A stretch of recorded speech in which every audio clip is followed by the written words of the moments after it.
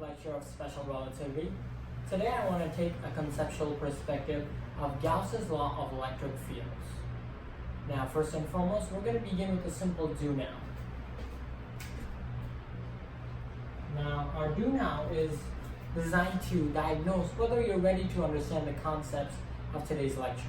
And it's pretty simple by the standards of relativity.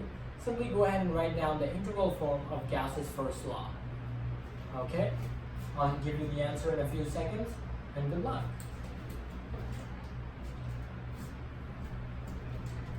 Okay, so hopefully that was enough time. If not, take the extra few seconds while I'm hydrating myself to go ahead and answer the do now. Okay, so what does Gauss's law tell us? Well, here it is in all its analytical beauty. We have the closed surface integral. So there it is, closed surface integral of what? Of the dot product between the electric field and a normal vector. And that vector is, of course, going to be normal to what? To an infinitesimally tiny segment that I like to call dA. Okay, and that's going to be the left-hand side of Gauss's first law. The right-hand side tells me that this whole integral, all of this business, is equal to the enclosed charge within my surface divided by the permittivity of free space. There it is. That right there is Maxwell's first equation, also known as Gauss's law. Gauss's law of electric fields, of electric fields. Okay? So that right there is the analytical version of Maxwell's first equation.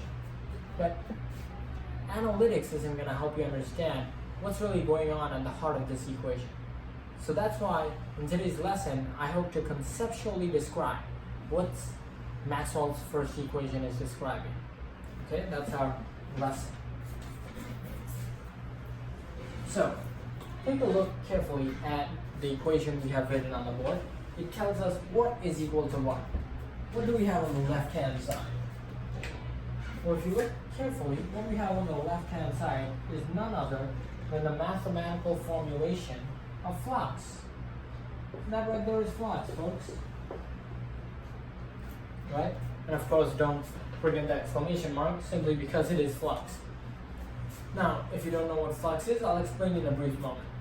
But simply by the nature of this equation, you can tell that whatever flux is, it has to be proportional to the enclosed charge within whatever surface I'm considering. So for example, let me denote that right here, right now. This flux is going to be proportional. There, right there, you can see I've written the proportional symbol. It's going to be proportional to the charges, the net charges enclosed within my surface, right? And of course, I have a proportionality constant, which is the permittivity of free space. Okay, so that's so far so good, right? Now what are we going to do? Well, now I want to kind of explain what flux is, just for a brief moment, okay? We're going to devote a whole lecture to flux in the future, but for now I just want to show you visually what flux is in a quick demonstration. So, let me go ahead and erase the right-hand side here. And let's take a look at what flux is visually, okay? We've seen the mathematical formulation of flux, now we want to see the visual. Okay, so to assist in the visual understanding of flux, I'll have a visual aid. Let's say we have some kind of a sphere, some spherical surface of interest. So that right there is my sphere. So as you can see, my sphere has some radius, and as you can see, it's just a perfect, ordinary, normal sphere. Now, let me just go ahead and make sure my live camera is on, but unfortunately it's off screen. So my sphere, of course, is going to have some radius, some characteristics, but that's out of the question. All I have for now is a surface of interest, and it's a sphere. Right? And I'm going to have some charges in my sphere. Let's add some charges to my sphere. let's use this color, whatever it is, maroon perhaps. So here I have a charge, here I have a charge, maybe these are positive, maybe they're negative, here I have a charge, right? So there's some charges inside, right? And all these are positive charges, I'll say that, okay? So what's the flux gonna be? Well, flux is simply, electric flux is simply a scalar quantity, right? You can already see that from the equation here, but electric flux is simply a scalar quantity. What does that mean? It means that electric flux is simply a number, and that number is going to tell me how much of a certain electric field permeates, crosses, what do you say, pierce, I think it's called pierce. How much of an electric field or vector field pierces through some given surface. So, in summation, electric flux is a scalar quantity. It's a number that tells me how much of an electric field goes through or pierces a certain surface. Okay, and let me demonstrate that right here. All of these charges right here, all of these positive test charges, if you will, emanate an electric field radially outwards, right? Of course, I can't draw it realistically, but you get the picture, right? So all of these have their own electric fields permeating outwards. Okay, that right there is all of the electric field. Now, you can see that all of these electric fields are gonna permeate or pierce through the surface of my sphere, right? So then we can say that the electric flux of my electric field that passes through the sphere is going to be positive. Of course, when you actually compute it, it will be some number, but for now we can say it's some positive quantity. On the other hand, if I have some charges outside, let's say I erase the charges inside of my sphere, and let's put some charges outside for a moment. So forget that I have these charges inside.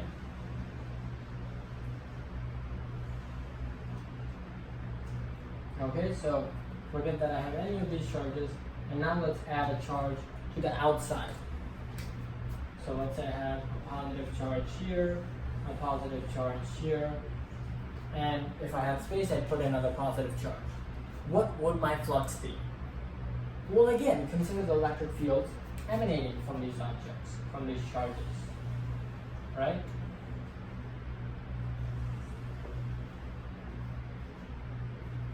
Right? They're going to be spanning radially outwards, right? The electric fields of these positive test charges are going to be spanning radially outwards because they're positive test charges. They might be protons for all you know, or alpha particles.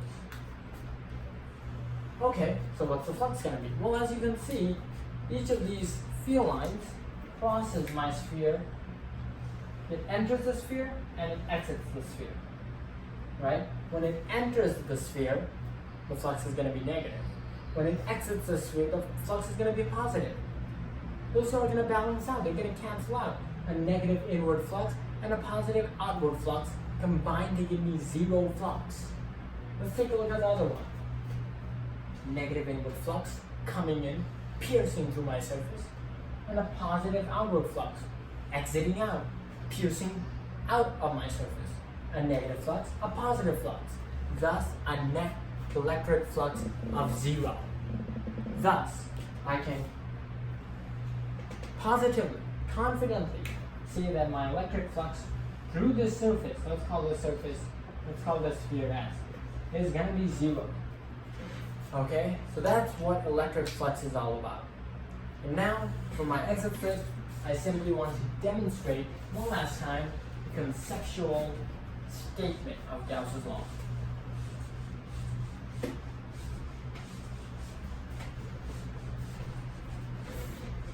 You can tell that this whiteboard hates to be clean, but cleaned it has been. Cleaned it has been. Now, for my exit set, I simply want to do the following. I want you to create a visual representation of what Gauss's law of electric fields tells us. Go ahead, take a few seconds, and good luck. I'll be back in a few seconds, and you can check out my solution. Okay, hopefully that was enough time to construct a visual representation of Gauss's law of electric fields. Now let's take a look at what I have in my disposal. So first let me begin with the mathematical formulation of Gauss's law, right? So that right there, I'm just going to write it right here in the corner. So the closed surface integral of the electric field dotted with my normal vector dA is equal to some closed and closed charges divided by the permittivity of free space. That right there is Gauss's law of electric field. I just want to keep that in mind. I'm going to keep repeating that over and over until you get it firmly through your mind, right? Now how can I represent this? Well, let's begin simply with the charge, right? Because when we're talking about electromagnetism, you might as well acknowledge that there's going to be some charge. Okay, so how shall I write my charge? Well, I'll draw it two ways. Here's my charge. I'll call it a charge Q. Right? And that charge is going to create a field. Right? So let me go ahead and draw the field created by this charge. So let me take a green for that. So this charge emanates some kind of a field, and of course it's a positive test charge, so it's going to radiate outwards. This arrow simply represents we're moving on to the next stage. So don't confuse it with any field. Okay? Now this electric field is going to exert some electric force on any particle within the vicinity of the electric field. But let's say I have some kind of surface that encloses this charge. Now this surface can be real or it can be imaginary. You just want to compute the flux caused by the electric field of this charge. Okay? So I just created some imaginary sphere, some imaginary surface, let's denote it as S, right? And that harks back to the S that I'm integrating over. Now, my goal is to find the flux of this electric field through the surface of my sphere S. And Gauss's first law of electric fields tells me that the flux of this electric field, the flux of this electric field through my surface, through my sphere S, is going to be proportional to the net amount of enclosed charges within my sphere. Take a moment to jot that down or digest it. In fact, I'll write it down. Gauss's first law of electric fields, Gauss's law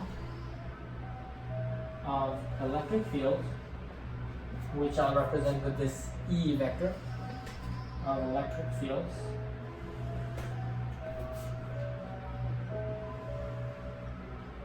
Gauss's law of electric fields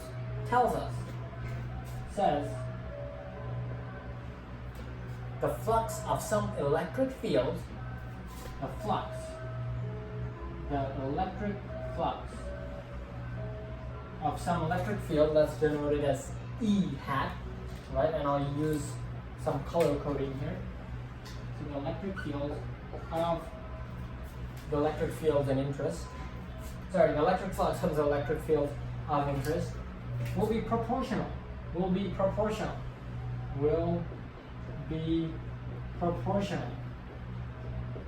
to what? To the net amount of enclosed charges. To the net, and of course I'll use a sigma here, amount of enclosed charges. Okay, that's what Gauss's first law of electric fields tells us. Let me give you another perspective, another visual representation, just in case that one didn't exactly help out. So let me erase this right here. Okay, and Gauss's first law of electric fields can be visualized as such. Let's say we have not one charge, not two charges, but an entire array of charges, millions of billions of charges. And all of these charges are going to be on some kind of a wire. Obviously charges exist on wires, and that's exactly the reason why I drew a wire, right? Well, let's draw some charges here. Whoops.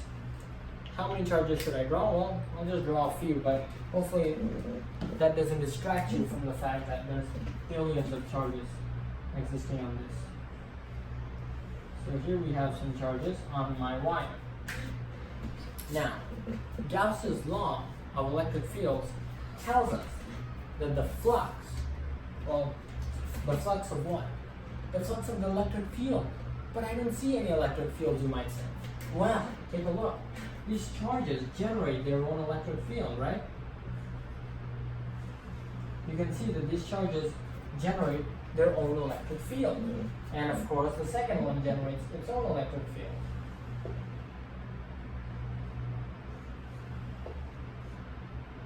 They radiate outwards because I'm assuming that Q is a positive test charge. Now, Gauss's law of electric fields tells us that the electric flux of what?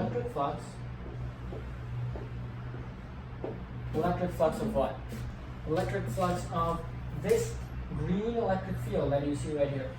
This green electric field that I'll denote with an E hat because it is indeed a vector field. So let's denote it as E hat. So this green electric field, its flux through my surface is going to be proportional to the net amount of enclosed charges. So here's my electric field in green. My net enclosed charges are in orange, and my surface is this kind of cylindrical wire that I can write as S, right? So Gauss's first law of electric fields tells me that the electric flux of the electric field, I like to think of it as a function, but it doesn't have to be so. The electric flux of the electric field is proportional. It's going to be proportional to what? Well, you're probably tired of me saying this by now, but it's proportional to the net amount of enclosed charges within my sphere, or sorry, within my cylinder. The net amount of enclosed charges within my cylinder or my surface. So that right there is Gauss's first law of electric fields. Conceptually, hopefully that gave you a better understanding of Gauss's first law, Maxwell's first law, and thank you for watching. Subscribe to Bari Science Lab to fall in love with math and science, especially programming.